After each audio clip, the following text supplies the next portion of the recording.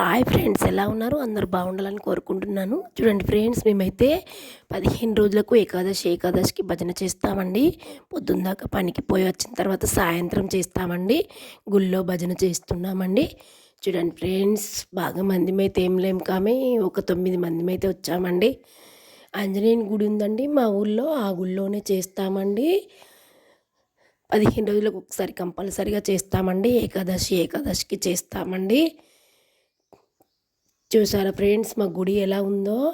చిన్నదేనండి గుడి, బాగా పెద్దగా ఏమీ లేదండి. చూసారా ఫ్రెండ్స్, గుడి చాలా చిన్నగానే ఉందండి. దేవుడి ముందు చేస్తే కష్టాలన్నీ తీరిపోతాయండి, మా బాధలండి. భగవంతుడికి చెప్పుకొని పాటలు పాడుకుంటామండి.